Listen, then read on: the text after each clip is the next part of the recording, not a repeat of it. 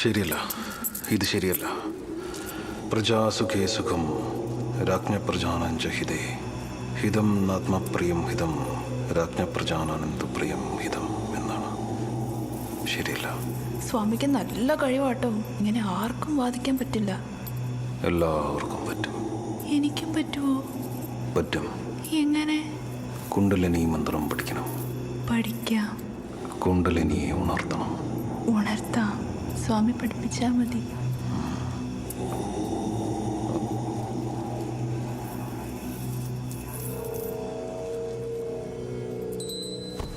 Call the next witness. CW2 Gopi Kishan. ദൈവത്തിന്റെയും പൊന്നു തമ്പുരാന്റെയും പേരിൽ കോടതി മുമ്പാകെ സത്യം മാത്രം ബോധിപ്പിച്ചു കൊള്ളാം. ദൈവത്തിന്റെയും പൊന്നു തമ്പുരാന്റെയും പേരിൽ കോടതി മുമ്പാകെ സത്യം മാത്രമേ ബോധിപ്പിക്കുള്ളൂ. Proceed. എന്താണ് നിങ്ങളുടെ ജോലി? പാട്ടുകാരനാണ്. ക്ഷേത്രത്തിൽ പാടാൻ പോകാറുണ്ട്. എവിടെയാണ് വീട്? ചിത്രപുരി ഗ്രാമത്തിൽ. ഇവിടെ ഈ കോടതിയിൽ സാക്ഷ്യം പറഞ്ഞ കൃഷ്ണുണ്ണിയെ നിങ്ങൾ അറിയുമോ? അറിയാം. എങ്ങനെ അറിയാം? എൻ്റെ വീടിൻ്റെ അടുത്താണ് കൃഷ്ണനുണ്ണി അമ്മാവൻ്റെ വീട്. സംഭവം നടന്ന ദിവസത്തെ കാര്യങ്ങൾ നിങ്ങൾക്ക് ഓർമ്മയുണ്ടോ? ഉണ്ട്. എന്നാൽ പറഞ്ഞോളൂ. അന്ന് ഞാൻ രാവിലെ ഏറെ വൈകിയാണ് എഴുന്നേറ്റത്. തലേദിവസം രാത്രി ക്ഷേത്രത്തിൽ ഗാനസന്ധ്യ ഉണ്ടായിരുന്നു.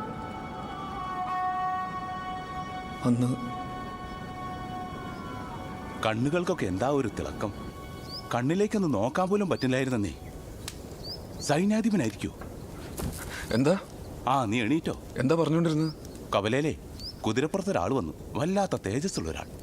എന്നിട്ട് കുന്നുംപുറത്ത് അപ്പൻ അമ്പലം ചോദിച്ചാ വന്നേ. അങ്ങോട്ട് പോയിട്ടുണ്ട്.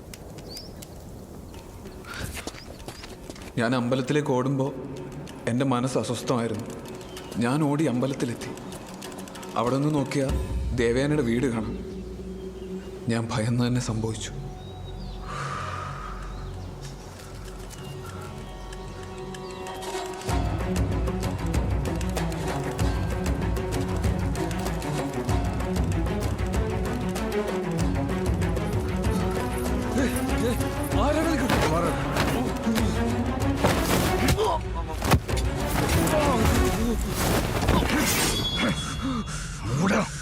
എതിർക്കുന്നത് ആരോടെന്ന് നനച്ചു? നീ കണ്ണുമൂട്, ഇല്ലെങ്കിൽ ഞാനത് ചൂഴ്ന്നെടുക്കും. എൻ്റെ കണ്ണ് ചൂഴ്ന്നെടുത്തോളൂ. ദേവയാനി വെറുതെ വിടും.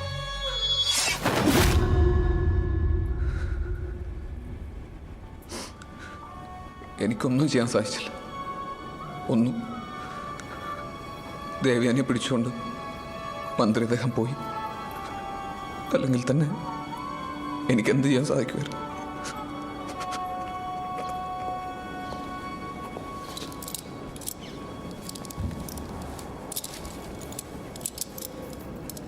ഈ മാല നിങ്ങൾക്ക് പരിചയമുണ്ടോ? ഉണ്ട്. ഞാൻ മന്ത്രിദേഹത്തെ തടഞ്ഞപ്പോൾ അവിടെ പൊട്ടി വീണ അദ്ദേഹത്തിന് തന്നെ മാലയാണിത്. ഞാൻ തെളിവിനായി എടുത്തു വെച്ചതാണ്. May be മാർക്ക്ദാസ് MO1. ദേവയാനിയെ പിടിച്ചുകൊണ്ട് പോയ ആളെ കണ്ടാൽ നിങ്ങൾക്ക് തിരിച്ചറിയാമോ? ഇവിടെ എവിടെയെങ്കിലും ഉണ്ടോ?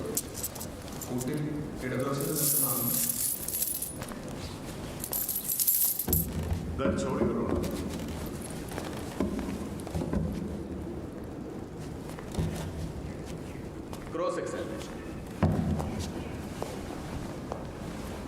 അശ്വാരൂഢനായ ഒരാൾ പോയെന്ന് പറഞ്ഞപ്പോൾ നിങ്ങൾ ഓടി ദേവയാനിയുടെ വീട്ടിൽ പോകാൻ എന്താണ് കാരണം? സാധാരണ അങ്ങോട്ടേക്ക് ആരും പോവാറില്ല. കവർന്നെടുത്തുകൊണ്ട് പോകാൻ ആ പ്രദേശത്ത് വിലപിടിപ്പുള്ളതായിട്ട് ഒന്നും തന്നെ ഇല്ല. ഏറ്റവും വിലപിടിച്ചത് ദേവയാനിയാണ്. നിങ്ങൾക്ക് ദേവയാനിയുമായിട്ട് എന്താണ് ബന്ധം? എനിക്ക് ചെറുപ്പം തൊട്ടേ ദേവയാനി ഇഷ്ടമാണ്. പക്ഷെ ഞാൻ ഇക്കാര്യം നേരിട്ട് ഇതുവരെ ദേവയാനിയോട് പറഞ്ഞിട്ടില്ല. അതുകൊണ്ടാണ് ദേവയാനിയുടെ വീട്ടിലേക്ക് ഓടിച്ചെന്നത്. ആട്ടെ, വന്നത് എന്ത് കാര്യത്തിനാണെന്ന് അറിയാമോ? ദേവയാനിയെ പിടിച്ചുകൊണ്ടുപോയി രാജാവിന് സമർപ്പിക്കാൻ. അത് നിങ്ങൾ എങ്ങനെ മനസ്സിലാക്കി? ഊഹിച്ചു. ഊഹിക്കുന്ന കാര്യങ്ങൾ പറയാനുള്ള സ്ഥലമല്ല കോടതി. കണ്ടതും കേട്ടതും അനുഭവിച്ചതും ഗന്ധിച്ചതും മാത്രമാണ് തെളിവ്, നിങ്ങളുടെ ഊഹങ്ങളല്ല. അയാളുടെ അഭിപ്രായമാണ് പറഞ്ഞത്. But this is a fact-finding forum, and fact is perceived by sense, not by the whims and fancies of someone. Avoid interfering in the cross-examination. നിങ്ങളുടെ ഊഹം മാറ്റി നിർത്തി ഉത്തരം പറയണം. രാജസേവകൻ അവിടെ എത്തിയത് എന്ത് കാരണത്തിനാണെന്ന് അറിയാമോ? ഇല്ല. നിങ്ങൾ ഔദ്യോഗിക കൃത്യനിർവഹണത്തിന് വന്ന രാജ്യത്തിന്റെ ഉന്നത ഉദ്യോഗസ്ഥനെ തടഞ്ഞ് പരിക്കേൽപ്പിച്ചു, ശരിയല്ലേ? ദേവയാനിയെ തട്ടിക്കൊണ്ടുവന്ന് നോക്കിയപ്പോ നിങ്ങൾ ചോദിച്ചതിന്റെ ഉത്തരം പറയൂ. നിങ്ങൾ തടഞ്ഞിരുന്നോ? തടഞ്ഞിരുന്നു. നിങ്ങൾ ഔദ്യോഗിക കൃത്യനിർവഹണം നടത്താൻ എത്തിയ ഉന്നത ഉദ്യോഗസ്ഥനെ കൃത്യത്തിൽ നിന്ന് തടഞ്ഞതിനും പരിക്കേൽപ്പിച്ചതിനും EPCയിലെ 353, 330 വകുപ്പുകൾ പ്രകാരം കുറ്റം ചെയ്തിരിക്കുന്നു. കൂടാതെ രാജഭരണം അട്ടിമറിക്കാനുള്ള ഗൂഢാലോചനക്കാരുമായി ചേർന്ന് കള്ളപ്പരാതിക്കാരന് വേണ്ടി കള്ളസാക്ഷി മൊഴി പറയുന്നു എന്ന് പറയുന്നു. ഞാൻ കണ്ട കാര്യം മാത്രമേ പറഞ്ഞിട്ടുള്ളൂ. ദേവയാനിയോടുള്ള ഭ്രാന്തമായ പ്രണയം കാരണം നിങ്ങൾ ഭ്രമചിന്തകളാൽ കളവ് പറയുന്നു. That's all, Your Honor. Any cross for the Defense Council? No cross, Your Honor. Not even a single question. ഈ നടുവാനിക്ക് മരുന്നോ മന്ത്രം വല്ലതും ഉണ്ടോ സ്വാമി? ഉണ്ട്. ബോധിവൃക്ഷത്തിൻ്റെ സത്വത്തെ മനസ്സിലാക്കി ആൽമരം പിഴുതെടുത്ത വേരിൽ നിന്ന് താഴോട്ട് നോക്കണം, അല്ലാതെ ഇലയിൽ നിന്ന് വേരിലേക്ക് നോക്കരുത്. അടുത്ത സാക്ഷിയെ വിളിച്ചോളൂ. CW3 ദേവയാനി ഉണ്ണി.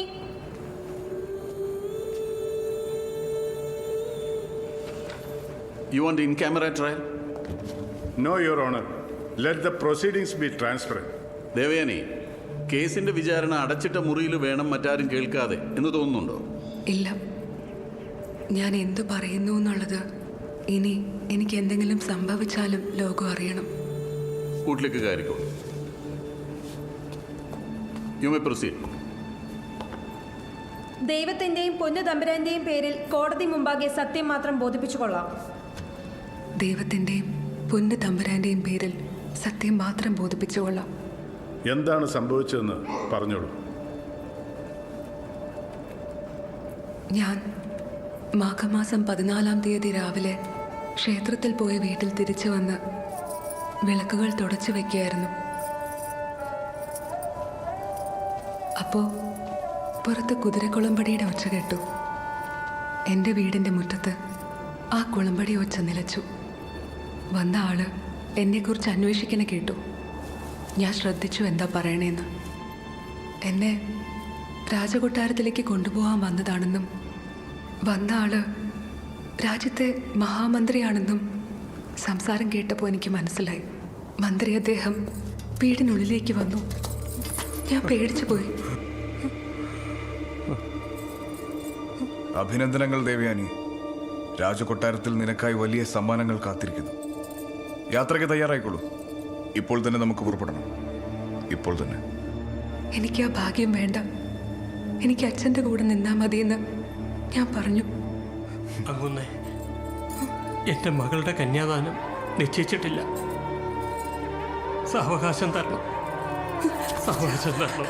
കൂടുതൽ സംസാരിക്കാൻ സമയമില്ല. ഒരുപാട് കാലം സഞ്ചരിക്കാനുണ്ട്.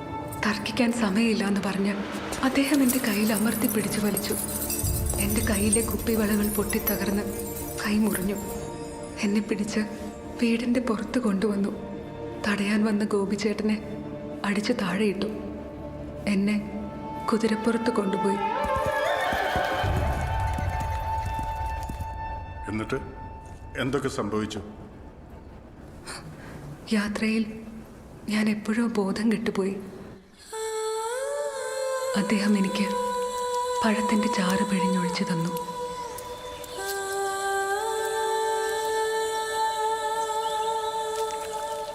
പൊട്ടിയ വള കൊണ്ട് മുറിവേറ്റ കൈത്തണ്ടയിൽ കാട്ടുചെടിയുടെ നീര് കൊണ്ടുള്ള മരുന്ന് തേച്ചു തന്നു.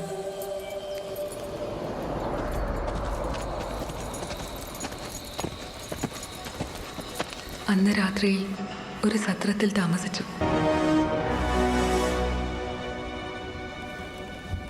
ഞാൻ കുറെ നേരം കേൾക്കുന്നു. എന്തൊക്കെയാ നിങ്ങൾ പറയുന്നത്? ഇതാണോ നിങ്ങളുടെ വലിയ കോടതി? ഇതാണോ നിങ്ങളുടെ പരിഷ്കാരം?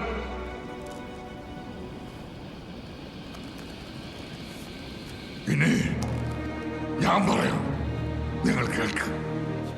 തിരുമനസിന് അഭിഭാഷകനുള്ളപ്പോൾ തിരുമനസ് തന്നെ നേരിട്ട് വാദിച്ചാൽ കോർട്ട് പ്രൊസീജിയർ തെറ്റില്ലേ? നീ വിടരുത്. നിന്റെ നാവ് ഞാൻ അറിയും. ഇരിക്കവിടെ. യുവർ ഓണർ, എല്ലാവരും ഇരിക്കാൻ. Your honour, I am relinquishing the വക്കാലത്ത്. ഇനി പൊന്നു തമ്പുരാൻ തന്നെ അരുൾ ചെയ്യട്ടെ. പറയൂ, തിരുമനസിന് എന്താണ് പറയാനുള്ളത്? ഞാനിന്നിവിടെ വന്നത് ഞാനിന്നിവിടെ നേരിട്ട് വന്നത് നിങ്ങൾ പറഞ്ഞ പോലെ മേൽക്കോടതി നിന്നുള്ള ഉത്തരവ് ഏറ്റിട്ടൊന്നുമല്ല. നാട്ടുകാരെന്ത് പറയുന്നുള്ള ആശങ്കയും എനിക്കില്ല. ഞാൻ വന്നത് എനിക്ക് തീർപ്പാക്കാൻ പറ്റാത്തൊരു കാര്യത്തിൽ തീരുമാനം ഉണ്ടാക്കാൻ വേണ്ടിയിട്ടാണ്. ഞാൻ ഒരു ആജ്ഞ പുറപ്പെടുവിച്ചു. അത് ഇപ്പോൾ ഈ കോടതിയിൽ പരാതിയുമായി വന്നിരിക്കുന്ന ഈ പെൺകുട്ടി എന്റെ വെറും പ്രജ അനുസരിച്ചില്ല, എന്റെ മന്ത്രിമുഖം അനുസരിച്ചില്ല. ശിരച്ഛേദം ചെയ്യുകയായിരുന്നു വേണ്ടത്. ഞാനത് ചെയ്തില്ല. അങ്ങ് പറഞ്ഞ എന്ത് കാര്യമാണ് ഈ പെൺകുട്ടി അനുസരിക്കാതിരുന്നത് എന്ന് പറഞ്ഞാൽ ഒരു വ്യക്തത വരുമായിരുന്നു.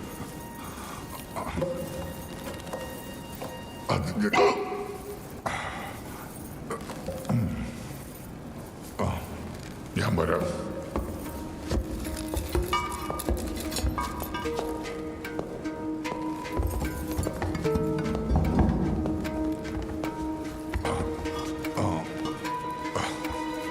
ഇല്ല, അത് പറയണോ വേണ്ടോ എന്ന് എനിക്കൊന്നുകൂടി ആലോചിക്കണം. അതുവരെ മറ്റുള്ളവരോട് കോടതിക്ക് എന്താന്ന് വെച്ച് ചോദിക്കാം. വേണമെങ്കിൽ മന്ത്രി മുഖ്യനോട് ചോദിക്കാം. Yes yes.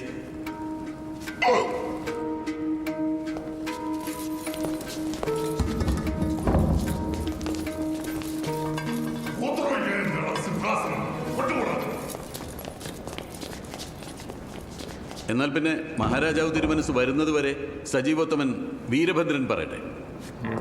I am also relinquishing my വക്കാലത്ത്, യുവർ ഓണർ. മന്ത്രി അദ്ദേഹം നേരിട്ട് സംസാരിച്ചു.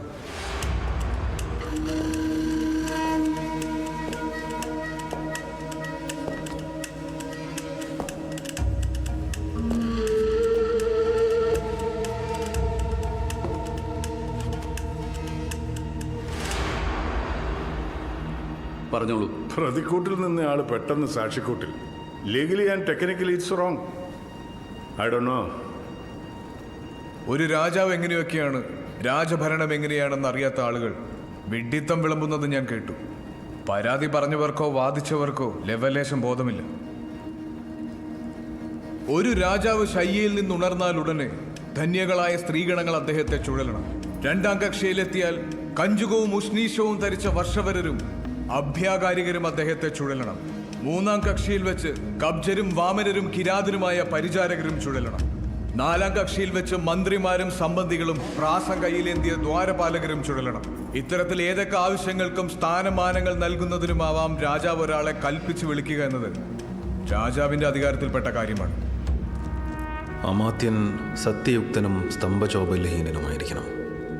പൊന്നു തിരുമനസ് ഒരു പെൺകുട്ടിയെ വേണമെന്ന് അരുൾ ചെയ്തു. ഉത്തരവാദിത്തപ്പെട്ട ഒരു രാജസേവകനായ ഞാൻ രാജാവ് പറഞ്ഞ പ്രകാരമുള്ള ഒരു പെൺകുട്ടിയെ തേടി അലഞ്ഞു. ഒരു രാജാവിന്റെ ദൃഢഭക്തനായ മന്ത്രി ക്ലേശസഹനും ഉത്സാഹയുക്തനുമായിരിക്കണം. അപ്രകാരം ഞാൻ ഗൂഢാന്വേഷണം നടത്തിയതിൽ രാജ്യത്തിന്റെ അതിർത്തിയായ ചിത്രപുരിയിലെ കുന്നിൻ മുകളിലപ്പൻ ക്ഷേത്രത്തിൽ ഒരു പൂക്കാരിയുണ്ടെന്നും അവൾ രാജാവ് പറഞ്ഞ പ്രകാരമുള്ള പെൺകുട്ടിയാണെന്നും മനസ്സിലാക്കി. 2 രാവും പകലും കൊണ്ട് 400 ഗ്രാമങ്ങൾ താണ്ടി, ദ്രോണമുഖം താണ്ടി, 3 മലനിരകളും 4 പുഴകളും താണ്ടി ഞാൻ ചിത്രപുരിയിലെ ആ ഗ്രാമത്തിലെത്തി. അവിടെ വെച്ച് ഞാനൊരു പാട്ട് കേട്ടു. ഒരു പെൺകുട്ടിയുടെ ശബ്ദത്തിൽ മനോഹരമായൊരു പാട്ട്.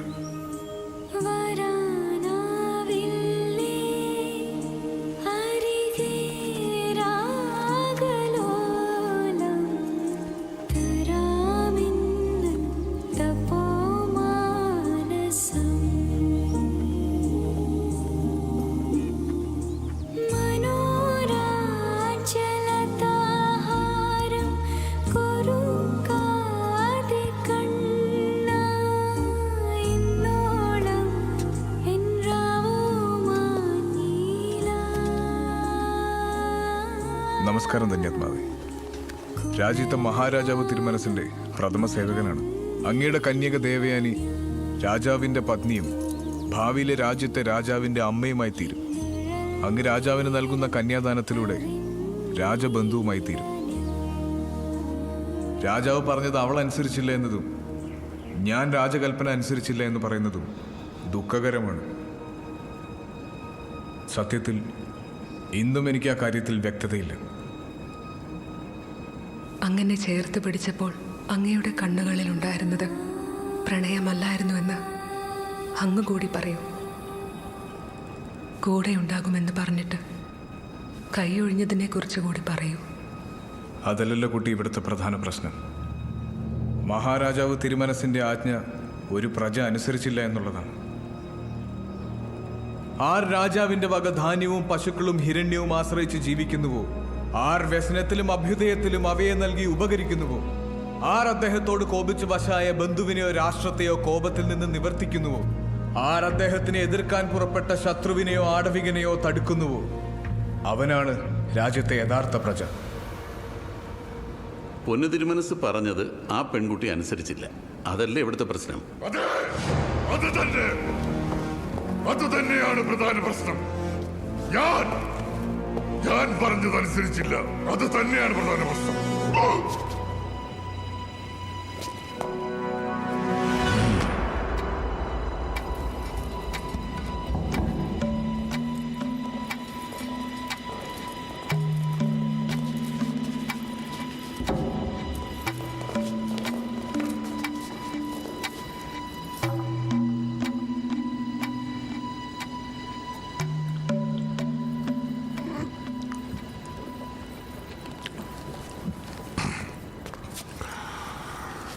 ഞാൻ പറയാം. കുറച്ചു കാലമായി എനിക്കൊരു അസുഖം പിടിപെട്ടിരിക്കുന്നു. ഇക്കിള് മാറുന്നില്ല. ഞാനും ശ്രദ്ധിച്ചു. വെള്ളം കുടിച്ചിട്ട് മാറുന്നില്ല. ഇല്ല, മാറുന്നില്ല. ഇക്കിളെടുക്കും, വെള്ളം കുടിക്കും, മൂത്രസഞ്ചി നിറയും, മൂത്രം ഒഴിക്കും, പിന്നെ ഇക്കിള്. ഉറങ്ങാൻ പറ്റുന്നില്ല. രാജ്യകാര്യങ്ങൾ ശ്രദ്ധിക്കാൻ പറ്റുന്നില്ല. രാജാവിന് അസുഖം വന്ന എങ്ങനെ രാജ്യത്തെ സംരക്ഷിക്കും? ആര് ശത്രുക്കളിൽ നിന്ന് രാജ്യത്തെ രക്ഷിക്കും? ശരിയാണ്. അങ്ങ് വൈദ്യന്മാരാരെയും കാണിച്ചില്ലേ? ഒരുപാട് വൈദ്യന്മാർ വന്നിരുന്നു. ഒരുപാട് മരുന്നും കഴിച്ചു, മാറുന്നില്ല. അങ്ങനെ ഇരിക്കെ ഞാനൊരു സ്വപ്നം കണ്ടു. മരിച്ചുപോയ രാജഗുരു പ്രത്യക്ഷപ്പെട്ട് എന്റെ അസുഖം മാറാനൊരു പ്രതിവിധി നിർദ്ദേശിച്ചു.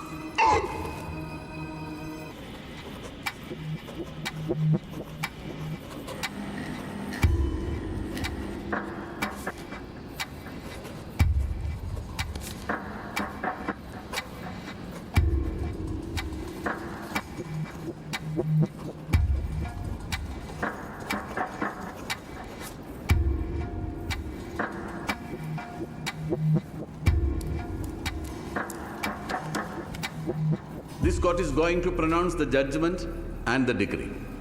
ഒന്നാം സാക്ഷി കൃഷ്ണനുണ്ണിയുടെ മൊഴിയിൽ നിന്നും തൻ്റെ മകളെ രാജാധികാരമുള്ള ഒരാൾ കൂട്ടിക്കൊണ്ടുപോയി എന്നേ വെളിവാകുന്നുള്ളൂ. ബാക്കി ആരോപണങ്ങൾ അദ്ദേഹത്തിൻ്റെ ചിന്തകളും ഊഹങ്ങളുമാണ്. ഈ കേസിൻ്റെ രേഖകളും തെളിവുകളും പരിശോധിച്ചതിൽ രണ്ടാം സാക്ഷി കാരണം പോലും അറിയാതെ രാജസേവകന്റെ കൃത്യനിർവഹണം തടസ്സം ചെയ്യുകയാണ് ചെയ്തത്. രാജശാസനകൾ അനുസരിക്കാൻ ബാധ്യതയുള്ള രാജാധികാരത്തിന് കീഴിൽ ജീവിക്കുന്ന ഒന്നും രണ്ടും സാക്ഷികൾ ഉത്തമരായ പ്രജകളായല്ല ഇവിടെ പ്രവർത്തിച്ചിട്ടുള്ളത്. അവരുടെ പരാതികൾ അടിസ്ഥാനരഹിതമെന്ന് കണ്ടെത്തി തള്ളിയിരിക്കുന്നു.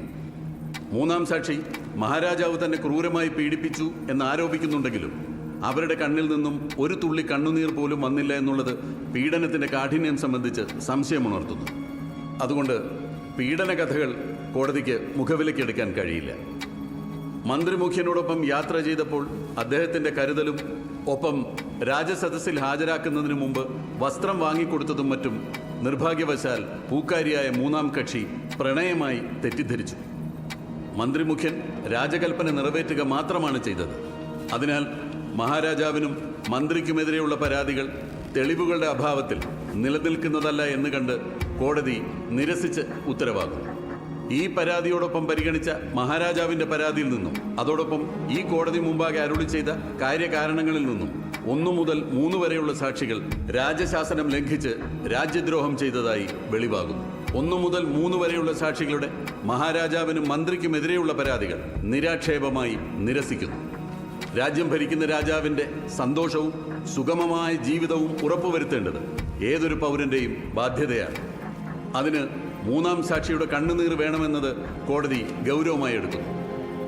രാജ്യഭദ്രതയ്ക്കും ഒപ്പം രാജാവിന്റെ അസുഖം മാറാനും ആവശ്യമായ കണ്ണുനീർ 3-ാം സാക്ഷിയിൽ നിന്നും ഏതു വിധേനയും ഉടനടി ശേഖരിച്ച് കോടതി മുമ്പാകെ ഇപ്പോൾ തന്നെ പൊന്നുതമ്പുരാന് നൽകാൻ ഈ കോടതി ഇതിനാൽ ഉത്തരവിടുന്നു.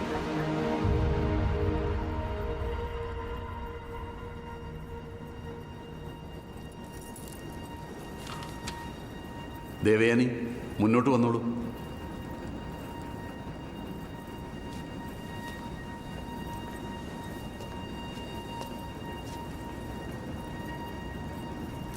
ദേവയാനി, വിധി വായിച്ചു കേട്ടല്ലോ.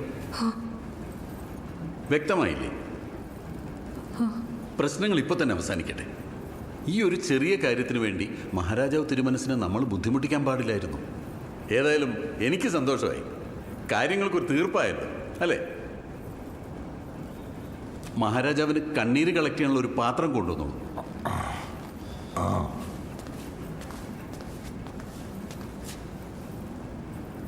കരഞ്ഞോളൂ.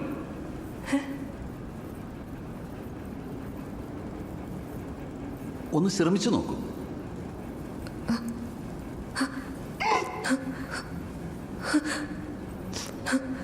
അങ്ങനെയല്ല, ഇതാ ഇങ്ങനെ.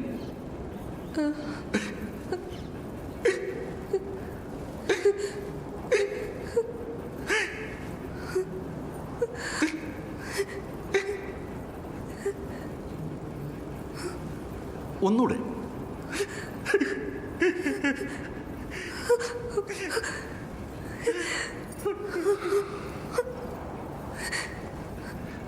ഒന്നുകൂടെ ശ്രമിക്കും. ആ, അങ്ങനെ. ആ, വരും, കണ്ണീര് വരും.